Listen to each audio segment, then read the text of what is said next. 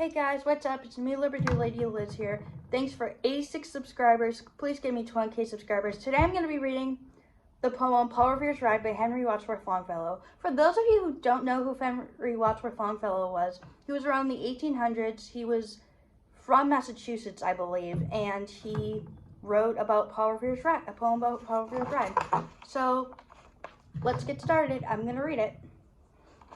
Listen, my children, and you shall hear of the midnight ride of Paul Revere. On the 18th of April in 75, hardly a man is now alive who remembers that famous day and year. He sent to his friend, if the British march by land or sea from the town tonight, hang a lantern aloft in the belfry arch of the old North Church tower as a signal light. One up by land and two up by sea, and I on the opposite shore will be, ready to ride and spread the alarm through every Middlesex village and farm, for the country folk to be up into arm. Then he said good night, and with muffled oar silently rowed to the Charlestown shore. Just as the moon rose over the bay, where swinging wide at her moorings lay the Somerset British man of war, a phantom ship with each mast and spar, across the moon like a prison bar, and a huge black hulk that was magnified by its own reflection in the tide. Meanwhile his friend through alley and street wanders and watches with eager ears, till in the silence around him he hears the muster of men at the barrack door, the sound of arms and the tramp of feet, and the measured tread of the grenadiers marching down to their boats on the shore.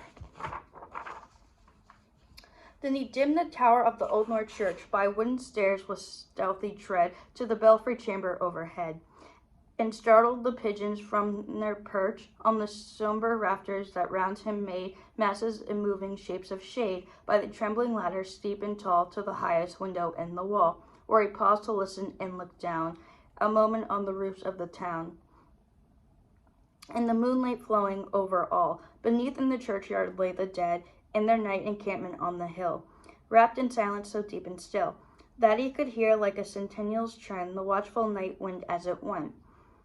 The watchful night wind as it went, creeping along from tent to tent. Sorry, I just repeated myself. And seeming to whisper all is well, a moment only he feels the spell of the place and the hour and the secret dread of the lonely belfry and the dead. For suddenly all his thoughts are bent on a shadowy something far away, where the river widens to meet the bay, a line of black that bends and floats on the rising tide like a bridge of boats.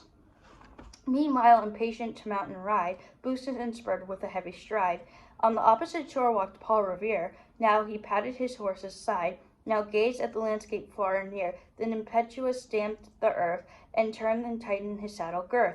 But mostly he watched with eager search the belfry tower of the old North Church, as it rose above the graves on the hill, lonely and spectral and sombre and still, and though as he looks on the belfry's height a glimmer and then a gleam of light, he springs to the saddle, the bridle he turns, but lingers and gazes till full on his sight. A second lamp in the belfry burns, a hurry of hoofs in a village street, a shape in the moonlight, a bulk in the dark, and beneath from the pebbles in a passing spark. Struck out by a steed, flying fearless and fleet, that was all, and yet through the gloom and the light the fare of a nation was riding that night, and the spark struck out by that steed in his flight kindled the land into flame with its heat. He has left the village and mounted the steep, and beneath him, tranquil and broad and deep, is the mystic meeting in the ocean tides, and under the alders that skirt its edge, now soft on the sand, now loud on the ledge, is heard the tramp of his steed as he rides. It was 12 by the village clock when he crossed the bridge into Medford town. He heard the crowing of the clock and the barking of the farmer's dog, and felt the damp of the river fog that rises after the sun goes down. It was 1 by the village clock when he galloped into Lexington. He saw the gilded weathercock swim in the moonlight as he passed, and the meeting-house windows, blank and bare, gaze at him with a spectral glare, as if they already stood aghast at the bloody work they would look upon. It was 2 by the village clock when he came to the bridge into Concord town. He heard the bleating of the flock and the twitter of birds among the trees, and felt the breath of the morning breeze blowing over the meadows brown, and one was safe and asleep in his bed.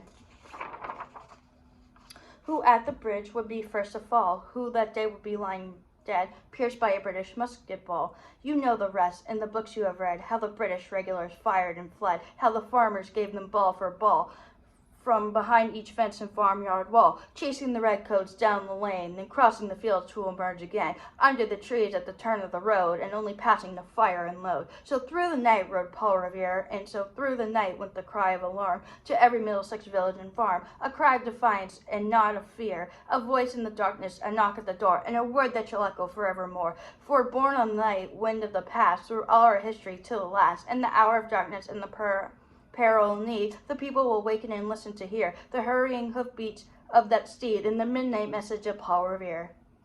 Thank you for watching. I hope you enjoyed the poem, and thanks for 86 subscribers. Please give me 20,000 subscribers. New videos every Tuesday, Wednesday, and Friday, and I will see you guys on the next video. Love you guys. Bye.